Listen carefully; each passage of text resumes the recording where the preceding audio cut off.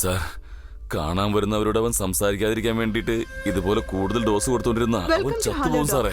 ഇന്നത്തെ സാഹചര്യത്തിൽ നമ്മൾ എല്ലാവിധ ഗാഡ്ജറ്റ്സും ഉപയോഗിക്കുന്നുണ്ട് എന്നുള്ള കാര്യം എല്ലാവർക്കും അറിയാവുന്ന സത്യമാണ്. ഇതുകൊണ്ട് നമ്മൾ എല്ലാവരും മാനസികമായി ഒരുപാട് ബുദ്ധിമുട്ടുന്നുണ്ട്. ആ പെണ്ണ് കേസിൽ ഡീൽ ചെയ്യുന്നുണ്ട്. പ്രിസ്ക്രിപ്ഷനിൽ എഴുതുന്ന മെഡിസിൻ വേറെയും നമ്മൾ കൊടുക്കുന്നത് തമ്മിലും വ്യത്യാസമുണ്ട് സാർ. ഇത് പുറത്തറിഞ്ഞാൽ ജയിലിൽ കിടക്കേണ്ടി വരും. ഇതുപോലെയുള്ള പ്രശ്നങ്ങളെ നമ്മൾ എങ്ങനെ നേരിടണം, ഇതിൽ നിന്ന് എങ്ങനെ രക്ഷപ്പെടണമെന്ന് നമ്മളെ പഠിപ്പിക്കാനായി നമ്മളോടൊപ്പമുണ്ട് ഡോക്ടർ പ്രകാശ്. Hello doctor.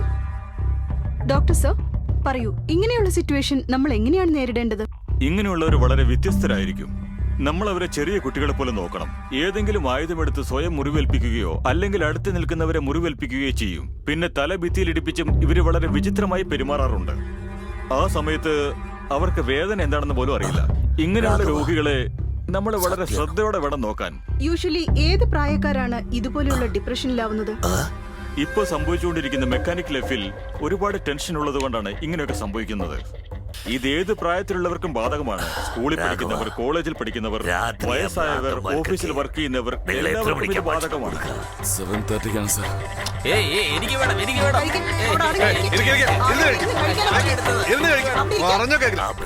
കഴിച്ച ശേഷം 8നും 8:30ക്കും ഇടയില് എല്ലാം ക്യാൻറ്റീനിലേക്ക് പോകും. 9:15 ജനറൽ സ്റ്റാഫ്സ് എല്ലാം വീട്ടിലേക്ക് പോകും. അവന്റെ അടുത്തുള്ള മറ്റു ഭ്രാന്തന്മാരെ മാറ്റി അടുത്ത സെല്ലിൽ. അതിനുശേഷം 11 മണിക്ക് എല്ലാ ലൈറ്റും ഓഫ് ചെയ്യും. എല്ലാവരും ഉറങ്ങിയതിനു ശേഷം ശരിക്കും 11 മണിക്ക് വാർഡ് ബോയ് അകത്തേക്ക് അയച്ച് ഹൈ ഡോസ് കൊടുക്കാൻ പറ.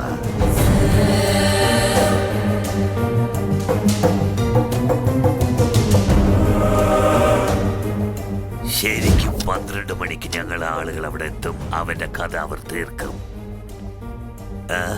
മനസ്സിലായോ?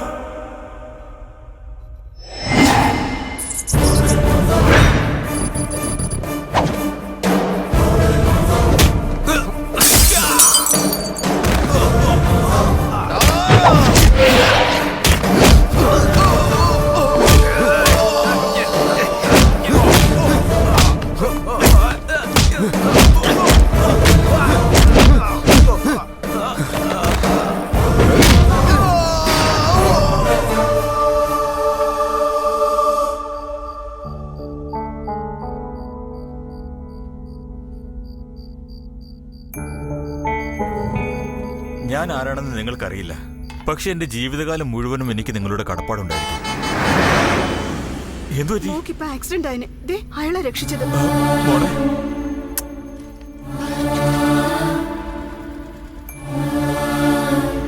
സാർ,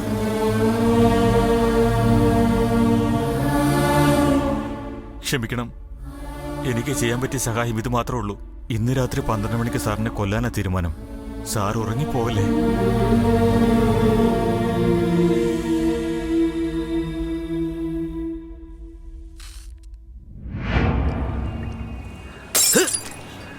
കൂമന് കണ്ണു കണ്ടില്ലെങ്കിൽ എലി എന്താ ചെയ്യാ?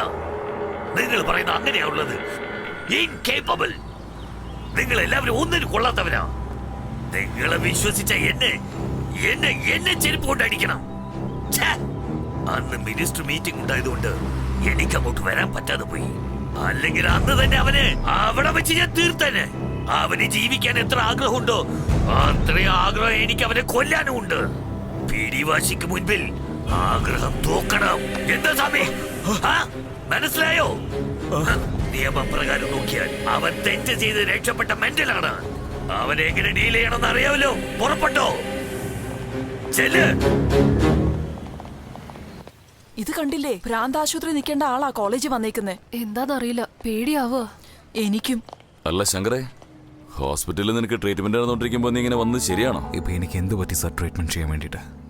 ട്രീറ്റ്മെന്റ് എന്ന പേരിൽ ഇന്നലെ രാത്രി അവരെന്നെ കൊല്ലാൻ നോക്കി സർ. അങ്ങനെയല്ല ശങ്കർ, നിന്റെ പ്രശ്നം എന്താന്ന് വെച്ചാൽ അതൊന്നും അല്ല സർ, എനിക്കൊന്നും പറ്റിയില്ല സർ. അന്ന് അടി ഉണ്ടാക്കുമ്പോ കൗണ്ടി അവിടെയാണ് മരിച്ചത്. വേണമെങ്കിൽ അവനോട് ചോദിച്ചു നോക്ക്, സത്യം എന്താണെന്ന് അറിയും. സാറേ വിളിച്ചായിരുന്നു.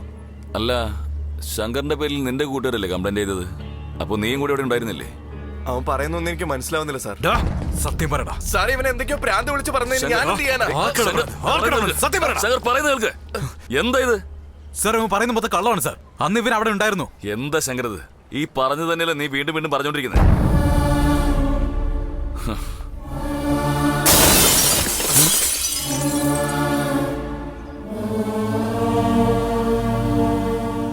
എന്റെ അച്ഛൻ എന്റെ കുട്ടിക്കാലത്ത് തന്നെ മരിച്ചുപോയി.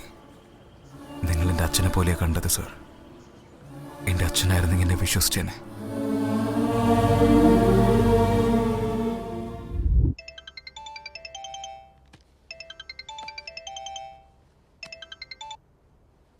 പറയൂ ഡോക്ടർ സർ. ഇന്നലെ രാത്രി നിങ്ങളുടെ അനിയൻ ശങ്കർ ഹോസ്പിറ്റലിൽ നിന്നും കടന്നു കളഞ്ഞു. കടന്നു കളഞ്ഞു? ദേ ചേട്ടാ, നിങ്ങളുടെ അനിയൻ ദേ ഹോസ്പിറ്റലിൽ നിന്ന് വന്നു.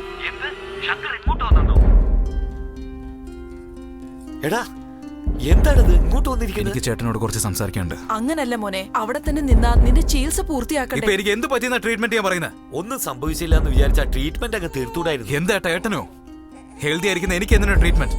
ചേച്ചി ഇവനൊന്ന് പിടിച്ചേ. ഇതാ ഞാൻ പറയുന്ന കാര്യം ഒന്ന് കേൾക്ക്. പറ. ഞാൻ ചൊവ്വാഴ്ച ഇവിടുന്ന് ഹോസ്റ്റലിലേക്ക് പോയില്ലേ? നീ ചൊവ്വാഴ്ച എവിടെ നിന്നാടാ വന്നത്? ബുധനാഴ്ച വന്ന്. അല്ല ചേട്ടാ, ഞാൻ ചൊവ്വാഴ്ച വന്നായിരുന്നു. അമ്മയോട് വേണമെങ്കിൽ ചോദിക്കേ. ടെറസിൽ വെച്ച് അമ്മ എന്നെ അടിച്ചില്ലേ? അന്ന് തന്നെയാ. അമ്മ എന്തിനാ അടിച്ചേ? ഇപ്പൊ അതല്ല പ്രധാനം, ഞാൻ പറയുന്ന അതും കേൾക്ക്. അമ്മ എന്നെ അടിച്ചതിന് ശേഷം ഞാൻ ഇവിടുന്ന് ഹോസ്റ്റലിലേക്ക് പോയി. അപ്പൊ എന്റെ റൂമിന്റെ വാതിക്ക് ഒരു ബാഗ് ഉണ്ടായിരുന്നു. അത് ഓപ്പൺ ചെയ്ത് എന്താ നോക്കുന്നതിനകം 2 പോലീസുകാർ എന്റെ റൂമിലേക്ക് വന്നു. ആ ബാഗിലുണ്ടായിരുന്ന ക്യാമറയിൽ അറിയടാ, എല്ലാം അറിയാം. എല്ലാം പ്രിൻസിപ്പൽ പറഞ്ഞു. അത് പറഞ്ഞത് ഞാൻ തന്നെയാ. എൻകൗണ്ടറിൽ നിന്ന് രക്ഷപ്പെട്ട അദ്ദേഹത്തെ ഞാൻ കാണാൻ പോയതാ. ശങ്കർ, നീ പറയുന്ന പോലെ ഒന്നും ഇവിടെ സംഭവിച്ചിട്ടില്ല. എല്ലാം നിന്റെ സങ്കല്പ. അല്ല, പോലീസുകാർക്ക് നിന്നെ എൻകൗണ്ടർ ചെയ്യേണ്ട കാര്യം എന്താ? നീ പറഞ്ഞ സമയത്ത് ഹോസ്പിറ്റലിലേക്ക് ആരും വന്നിട്ടില്ല. ബുധനാഴ്ച രാത്രി ഒരു സർക്കിൾ ഇൻസ്പെക്ടർ നീ അടിച്ചിരിക്കുന്നു, ഓർമ്മയുണ്ടോ? ആ സമയത്ത് ഞാൻ എന്തിനാ അവിടെ പോയത്? നിക്ക്, ഞാൻ സംസാരിക്കട്ടെ. അതിനുശേഷം അടുത്തുള്ള തെരുവിൽ പോയി 4 പിള്ളേരെ അടിച്ചിരിക്കുന്നു, അതെങ്കിലും ഓർമ്മയുണ്ടോ? നീ അടിച്ച ഇൻസ്പെക്ടറാണ് നിന്റെ മെന്റൽ ഹോസ്പിറ്റലിൽ കൊണ്ടുപോയി ചേർത്തത്. അദ്ദേഹം പറഞ്ഞ ശേഷമാണ് ഞങ്ങളെല്ലാം അറിഞ്ഞത്. എന്താണ് അറിഞ്ഞത്? ആ ഡോക്ടർ ഒരു ഫ്രോഡാണ്. എന്താ നീ സംസാരിക്കുന്നത്? ഒരു മര്യാദയില്ലാതെ. അങ്ങനെയാണെങ്കിൽ നീ പോലീസും ഡോക്ടറും പറയുന്നൊക്കെ കളവാണെന്നാണോ പറയുന്നത്? അപ്പൊ നീ പറയുന്നതാണ് സത്യം അല്ലേ? ഞാനിപ്പോ എന്ത് പറഞ്ഞാലും നിങ്ങൾക്ക് മനസ്സിലാവില്ല. നോക്കമ്മേ, ഞാൻ എന്തൊക്കെ പറഞ്ഞിട്ട് അവൻ മനസ്സിലാക്കുന്നില്ല. ഡാ ശങ്കർ, ചേട്ടൻ പറയുന്നത് കേക്കടാ. നിന്റെ നന്മയ്ക്കല്ലേ ഏതോ ഒരു പറയുന്നേ. 4 പേരെ അടിച്ചതുകൊണ്ട് പോലീസ് ഇങ്ങനെ പുറകെ കൂടില്ല. അതാദ്യം മനസ്സിലാക്ക. ശങ്കർ, ദാ നിക്കടാ എടാ അവിടെ. ശങ്കർ.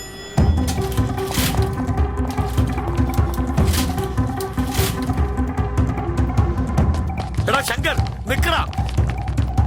എടാ നിക്കടാ, പോലീസിനോട് ഞാൻ നിക്കടാ അവിടെ. സംസാരിക്കാം. നിക്കടാ. പറയുന്നത് കേക്ക്, അവിടെ നിക്കാൻ. ശങ്കർ, എവിടെയാ നിന്റെ അനിയൻ? സാറേ സാറേ, അവനെ ഒന്നും ചെയ്യില്ലേ സാറേ. അവനൊന്നും അറിയാത്തതാ സാറേ. പറയുന്നത് കേക്ക് സാറേ. സാറേ, അവനെ ഒന്നും ചെയ്യല്ലേ സാറേ. ഇങ്ങോട്ട് പോ സാറേ.